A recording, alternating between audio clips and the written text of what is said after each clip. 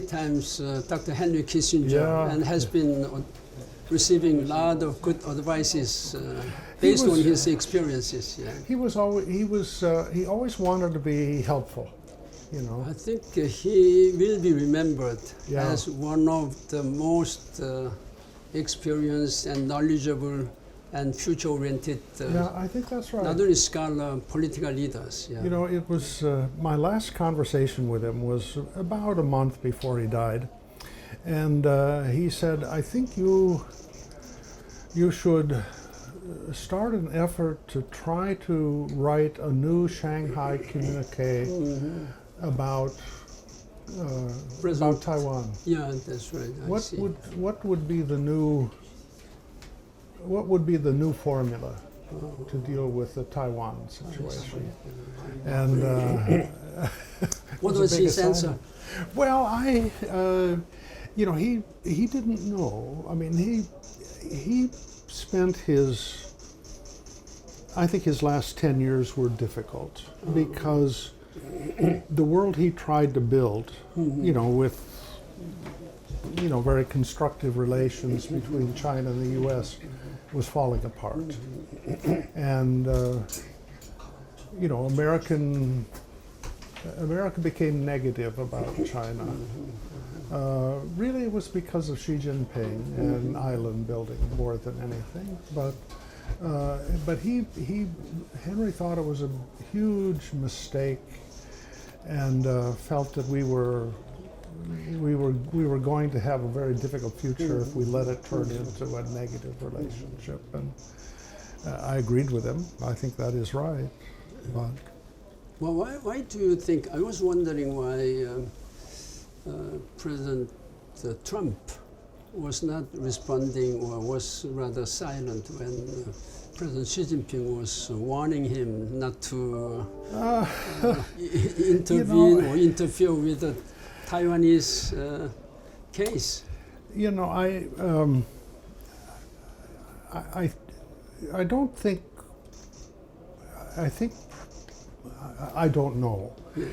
My suspicion is that his President Trump's staff told him that Xi Jinping was going to pressure him on Taiwan. And I think he decided that the best way to deal with it was to not respond, just create some uncertainty in Xi Jinping's mind. You know, Trump is, you know, he thinks he's a great deal maker. He thinks he's a great negotiator. But he's only negotiated with people that wanted the same thing that he did. You know, he wanted a bigger hotel, and, you know, he would try to find some way where he got a better deal. But he was always, in his previous life, he was always negotiating with people that wanted the same thing he did.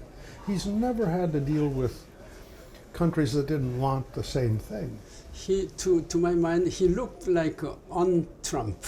Yeah, I thought he would respond very seriously.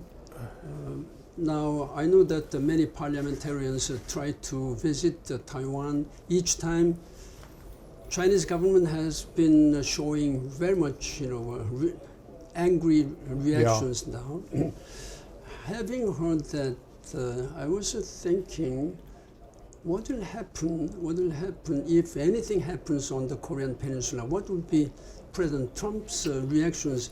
Because yesterday I read the newspaper saying that after he announced that he was going to sign the agreement with the Iranian side, then instead of talking something about Iranian case, he just, without any notice, suddenly posted his picture taken with Kim Jong-un of North Korea. I know. Which was taken, I think, 2019, February in Hanoi. At that time, I think that he was not satisfied with the result of his meeting with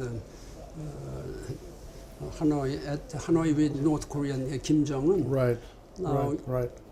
Even March last year, when there was an APEC summit meeting, he'd been sending some messages to Kim Jong-un that he wants to meet him. Then this is a little bit, detailed. Koreans were not happy. In fact, frankly speaking, if I were President Lee Jae-myung, I would have not been happy because he came to attend APEC summit, his purpose. But he stayed, I think, in some other Asian countries 2 days. Malaysia was it? I'm not quite sure.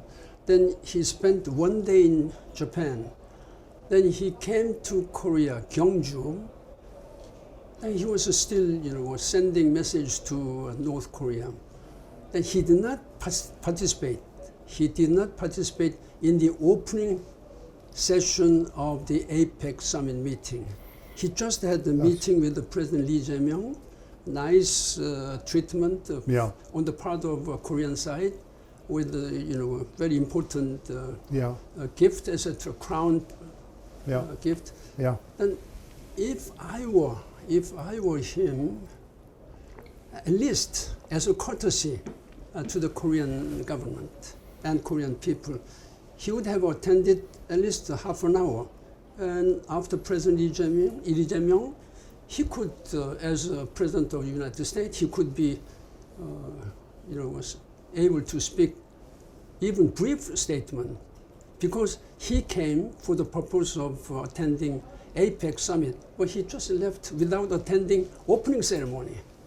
Well, I don't, I was, as a Korean and as a lifelong diplomat who has been attending so many multilateral summit meetings, as a foreign minister of Korea, but as Secretary General of the United Nations, I do not know how many international summit meetings, including G7 and whatever, I have been participating. But he was not courteous. He was not courteous. He doesn't something have background. I'm still having in my mind. Then suddenly he posted Kim Jong-un's picture. Yeah. Then what is the message now? What do you think about? Well, I don't know how to explain why he posted a picture of himself with Kim Jong-un. I know that the Trump administration has tried to make contact with North Korea, but they've been rebuffed. So my hypothesis is that he was trying to send a signal he would like to meet with Kim Jong-un. I don't know. I mean, Trump, it could also just be that Trump thought it was a good picture of himself and he posted it. But, Trump doesn't, he's dismissive of traditional diplomacy. He doesn't respect it and he doesn't think it's important. And he tends to think, these are my words, I think he feels allies are subcontractors. He treated subcontractors very rudely, when he was in business. To my mind, I don't know how historians and experts will evaluate whether his signing this peace agreement with the Iranian side was a success. It's not much of an agreement. Sort of not the full success. It may be some partially successful, but according to what he has been boasting and he has been speaking out as if he could handle this matter within few days. It has been over 100 days now. Then, as a Korean and as a lifelong diplomat, who have been working very seriously on the peace and stability and security on the Korean Peninsula, then I'm not sure what kind of action, positions he will be having if and when he really has an opportunity of meeting Kim Jong-un, whether he will, in due course, discuss this matter, consult with the Korean government, particularly President Lee Jae-myung, or he will just go as he has been doing his own way. This is something, I'm concerned. What is has in his mind?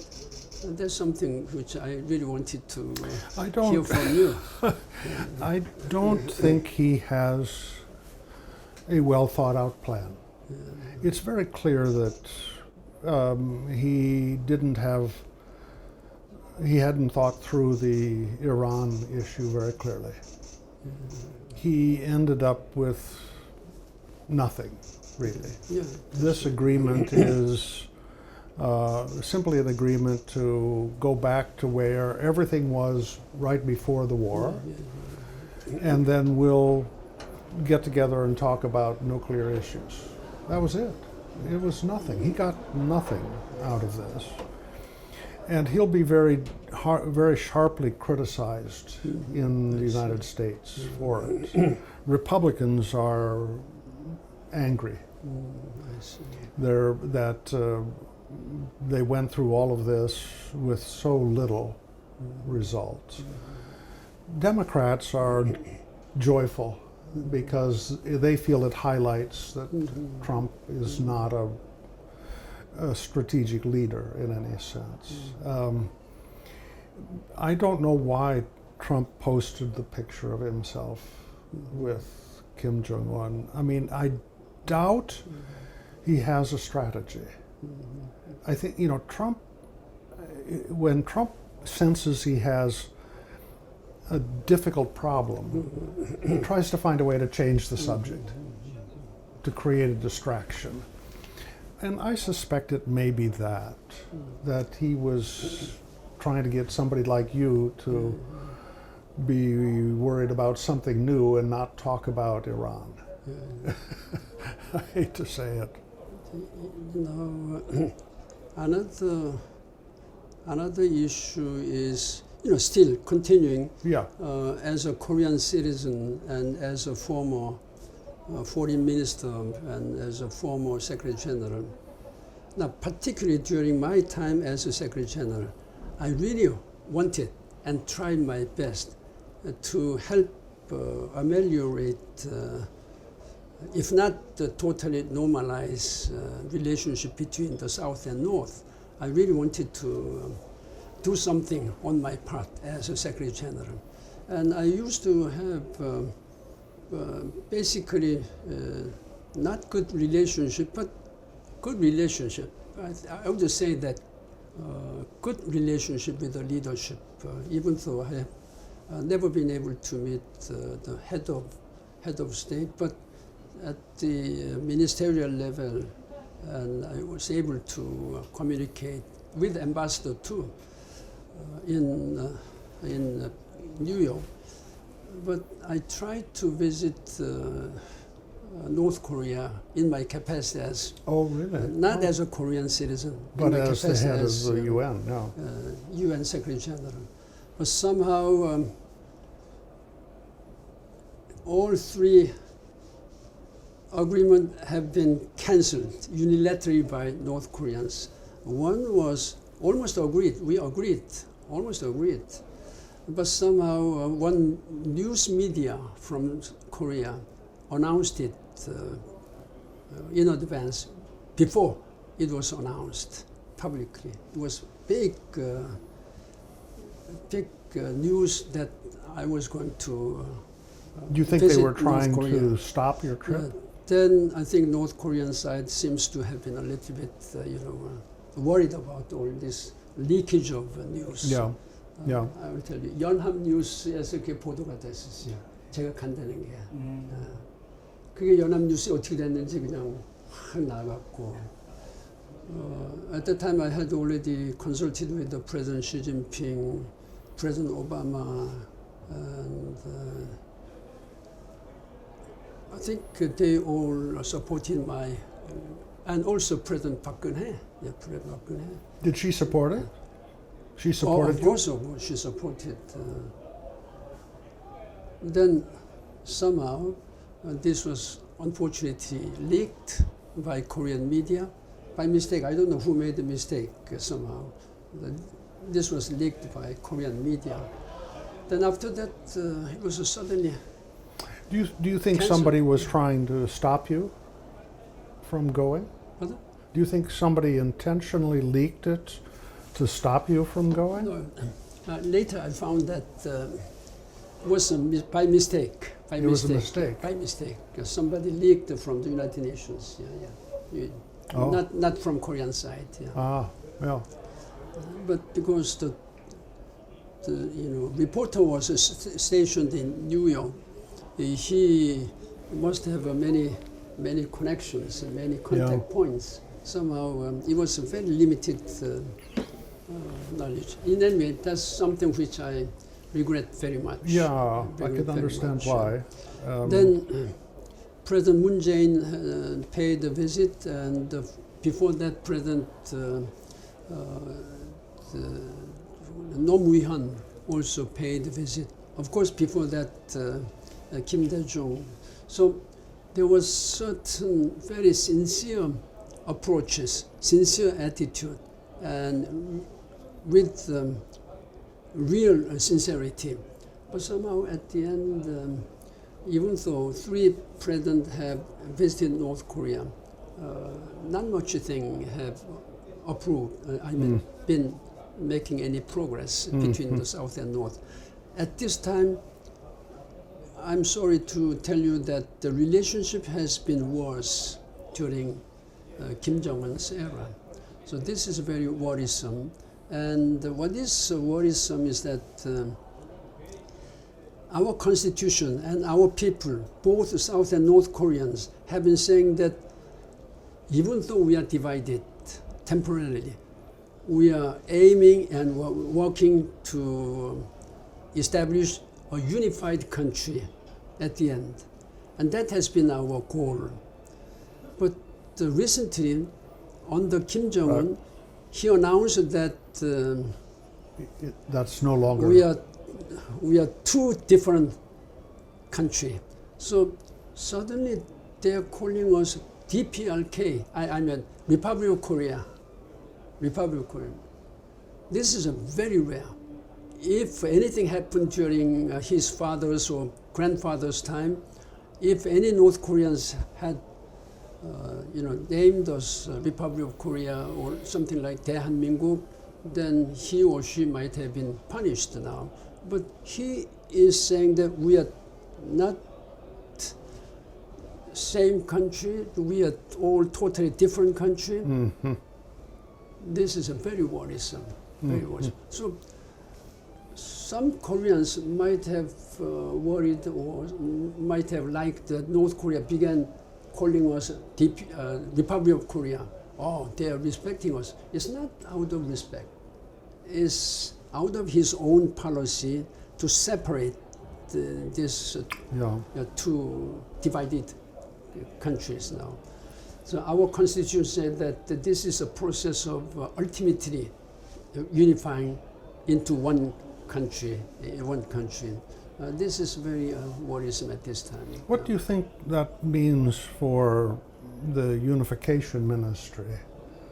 You know, you've had a ministry dedicated to. Of course, we have a unification ministry, but that does not mean that unification is, possible at this time. Yeah. We may have to really work. The Korean government, including President Lee Jae-myung and all before, the president before, they have been we have been showing sincerity. I myself have been really trying to do as in my capacity as Secretary General. But when I was working for the Korean government, now this denuclearization is a big issue now, but North Korea has taken it for granted now. Say it'll never happen. It's very sad in reality in the politics, in domestic, world politics. Because President Trump has been very seriously charging Iranian government and try to bring out all these nuclear materials. But I don't know how he will approach, his approach will be. Then Chinese and Russians, they have not been, calling North Korea to denuclearize. Yeah. This is a very serious issue now. Yeah. When I was working at the Korean Foreign Ministry in 1991, you may remember there was a historic event happened. For the first time in the Korean, South Korean, North Korean relationship, we agreed on a very historic declaration that was called the South-North Korean Joint Declaration on Denuclearization of the Korean Peninsula. That was adopted December 31st, 1991. It's very easy for me to remember until now. December 31st, last day of 1991. It was confirmed and ratified by both governments. I think February 1992. It became effective. So under this, there was we created sort of joint South-North Joint Commission on denuclearizing the Korean Peninsula. I was appointed as a vice chairman, vice negotiator, and I've been coming and going back to, Panmunjom area. We've been working very hard on denuclearizing it was a working team. I was vice chairman, but normally it's the vice chairman, it's the deputy who works, and it's the head who gets all the credit.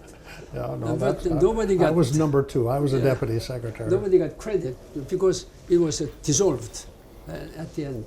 So that's the end. After then, I don't know how many years later, 1991 to 2006, if my memory serves me correctly, it was 2006, North Korea tested first nuclear weapons. That happened in, I think, October 2006, because I clearly remember it happened before I was elected. I was almost elected. I think at that time the people regarded that it was kind of sabotaging me as Secretary General. But somehow the member state of the United Nations, look, we cannot be played by this kind of a measure. So they elected me. So I was elected just 4 or 5 days after North Korean first nuclear weapon test. It was a successful one. Now, what really angers me at this time is that last month in New York, there was an NPT review conference, global NPT review conference. There was a wholehearted, almost consensus that North Korea should demolish and abandon these nuclear weapons. It was a wholehearted support of the NPT review, at the NPT review conference, but only one country, Russia vetoed it.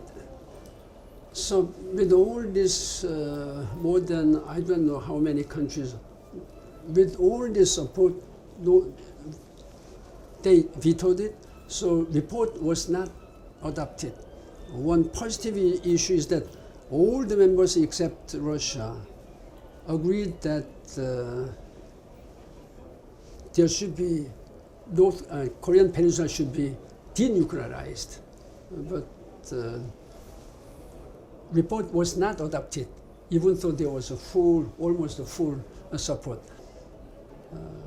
I don't know what I say. Another one, I'm a little bit concerned about what is now going on in Korea now. There is very serious discussions between the U.S. and Korean military authorities. I'm sorry. Military authorities. Yeah. Now. As you know, the commander-in-chief in the United Nations forces is the four-star general, Americans. Yeah, and Korean four-star general is vice chairman. Now, there is some, again, discussions between the United States and Korea, which is not amicably, going on. The Korean government seems to insist that the OPCON transfer. Operational control, should be handed over to South Korean, Republic of Korea general, while Americans insisted that that decision should be done in condition-based. So if conditions are met, they are ready to do that. So I think this is reasonable. While Korean government is now arguing that must be handed over to Korea by the end of 2027. While Americans, let us consider doing around 2029. This is some serious issue between Korea and the United States. I don't know how you think about this. Well, the first time this came up with me was with President Roh Min-young. And I was here for a conference. He invited me to come to visit him, and I was very honored to do that, along with Ed Fuldner. Ed was the head of Heritage. Ed just died, unfortunately. He was a wonderful man. And President Roh brought this up about OPCON transfer, and I said, I think it's very reasonable, but let me ask a question. How much more will you increase the budget for the Ministry of Defense so that it's ready to be able to take these responsibilities? And President Roh said, I haven't thought about that. And I said, well, from an American point of view, it's very appropriate at some time for Korea to have OPCON of Korean forces. But it'll take an investment to do that. And at that time, there was not a willingness to make that investment. Now, I'm impressed with President Lee that he is significantly increasing investments in defense in Korea, and I think that's a very good thing.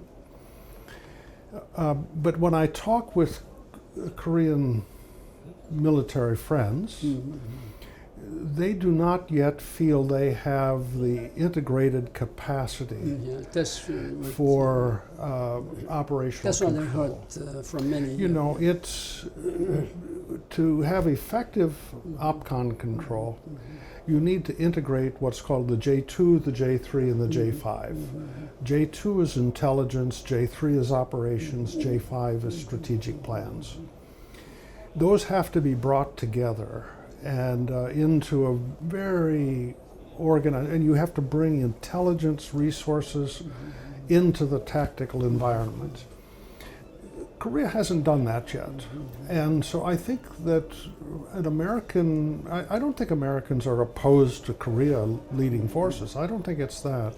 I don't think either they are opposing to that, but right. It's a question of conditions. The conditions, are they in and place? The 2029, while South Koreans are arguing that by 2007, so Yeah. we can meet all these conditions. I think that we should agree on a process to evaluate that. Yeah. If it can happen in 2007, fine. But I don't think, an artificial deadline is the right way to think about it. I think because we don't want to weaken ourselves at a time when we've got a very pugnacious North Korea that's asserting it's no longer going to even ever seek unification. It's basically saying we want to have a permanent state of tension with South Korea, and that's unhealthy.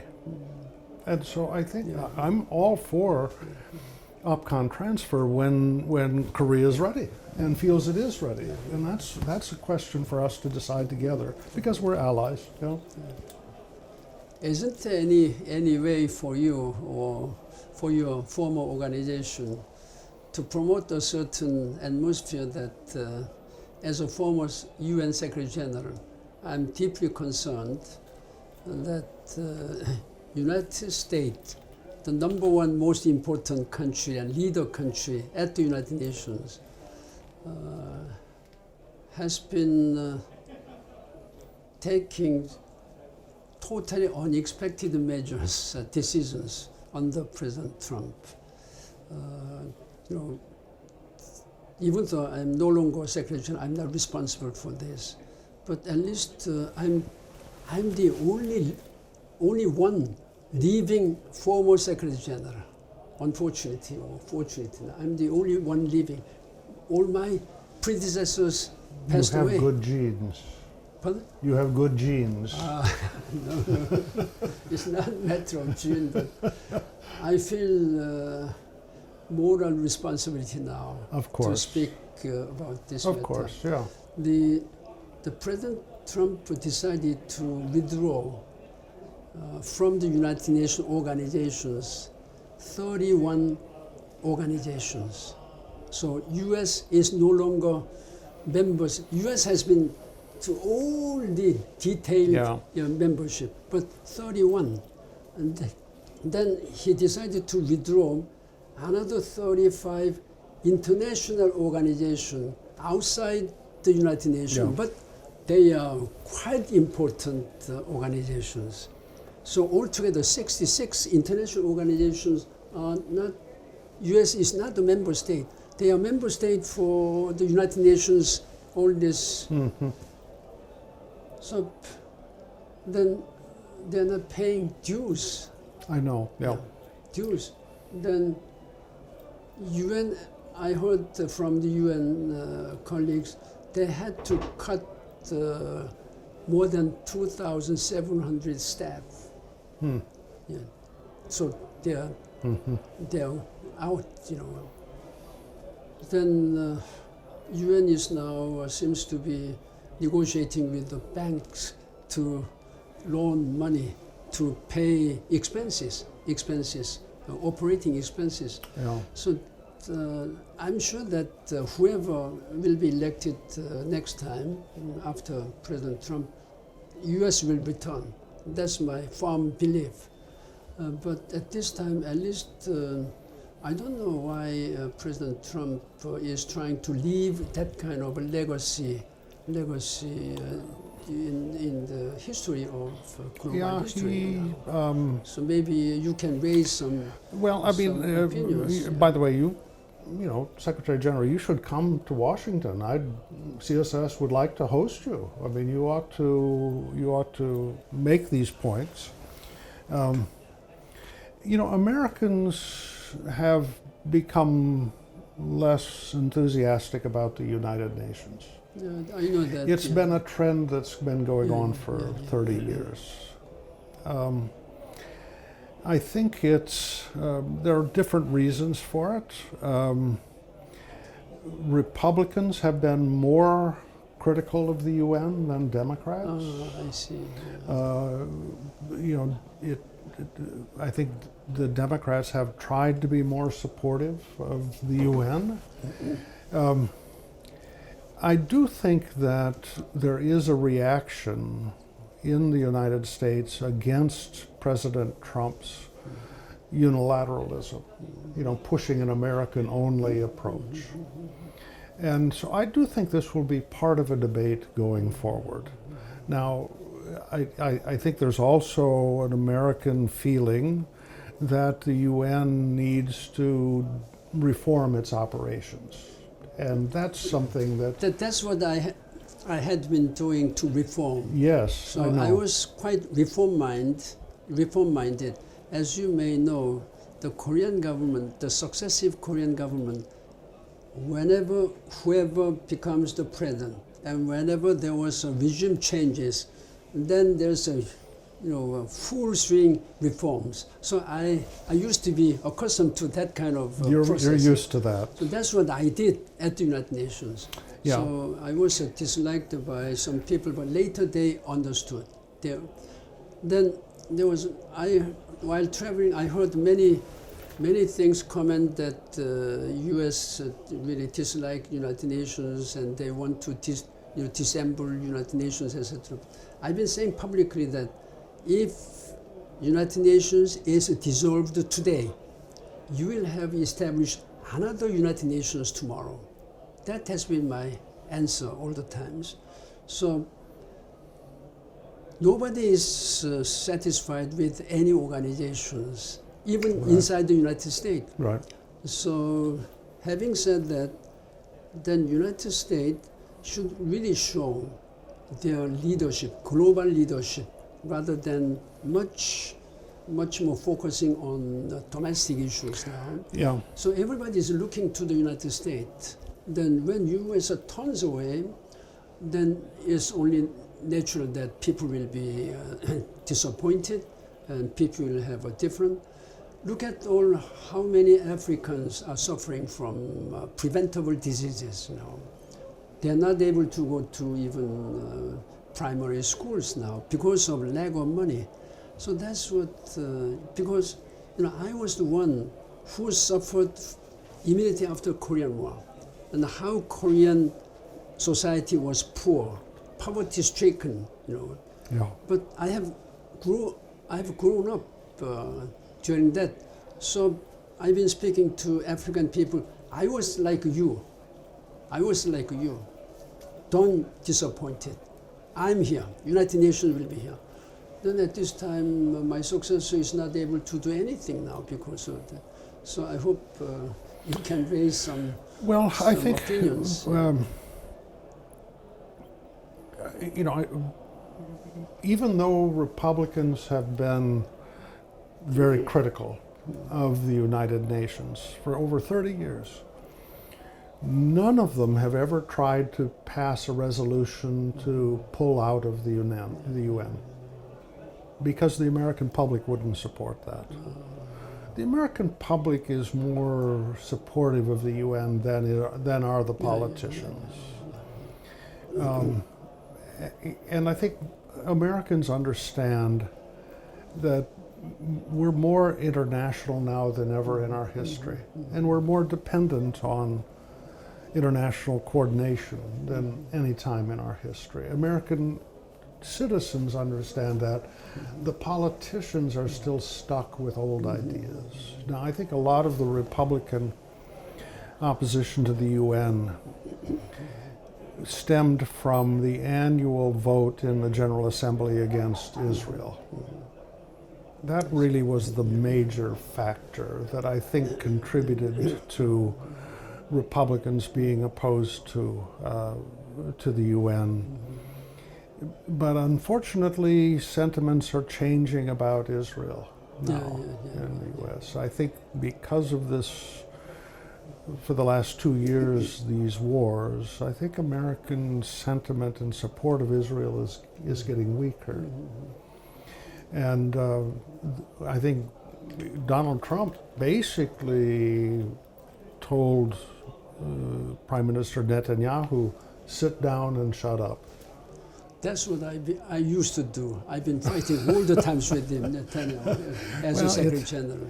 Yeah, it's, unfortunately, and I understand why the why the pro-Palestinian community lobbied the international community to support them. I understand that.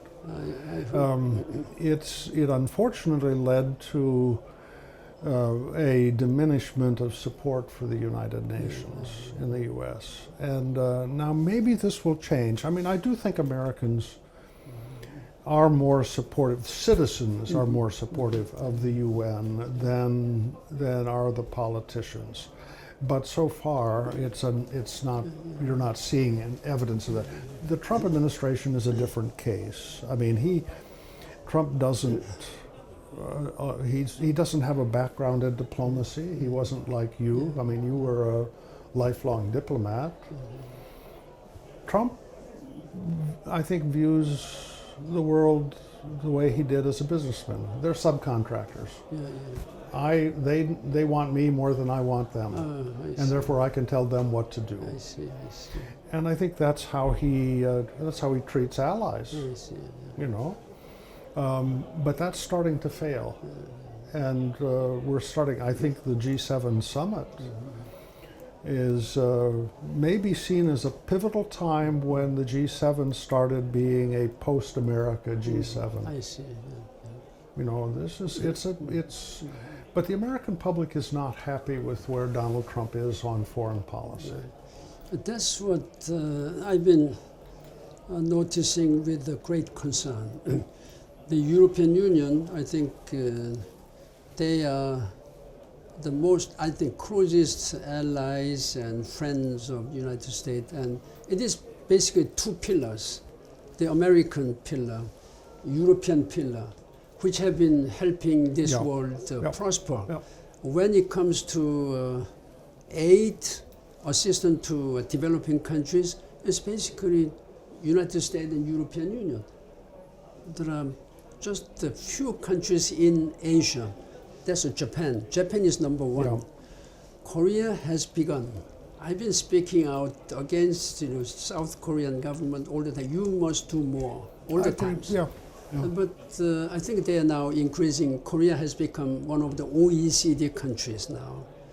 And upon my recommendation, African summit meeting was held for the first time 2 years ago, even though former president time. So I've been really, as a private citizen, I've been speaking out to really help African countries. I came back from Algeria just a few days ago, last Friday. In my capacity as a former Secretary General, I met the President, many ministers, and we discussed about all this, how to help African people. But this kind of movement has been much reduced because of political situation. Now, European Union are not having sort of some sour feeling against President Trump. This is what has been reported in the newspaper now. I'm deeply worried. If the two backbones of United States and European Union and NATO do not coordinate and do not come together, it will be hugely unstable situation. You know that North Korea had dispatched more than 14,000 soldiers, among whom half of them either killed or wounded. Then suddenly Russia, I think President Trump has become almost isolated in this world now.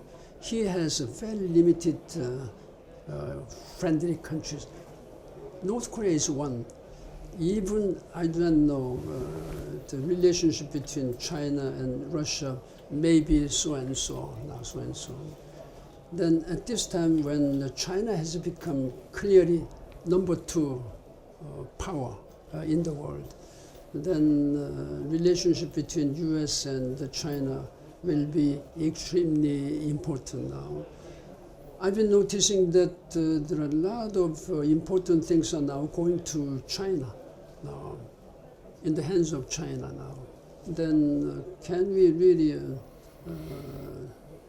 depend on that Well, but to So- your point, Korea should be playing a larger role in the global diplomacy. I mentioned this today to a very senior person in the Korean government. Your foreign ministry is too small. Do you think so? Why don't you tell? Well, I'll just say to you I think guys. you should. I want to. I want to give you a fact that amplifies this. Korea has an economy about 2.5 times larger than the Netherlands. Mm-hmm. The Dutch have a foreign ministry 2.5 times larger than Korea's. Oh, is that so? They have a small population. They have a population, and their economy is only 30% of Korea's, but they have a foreign ministry twice as big as Korea's.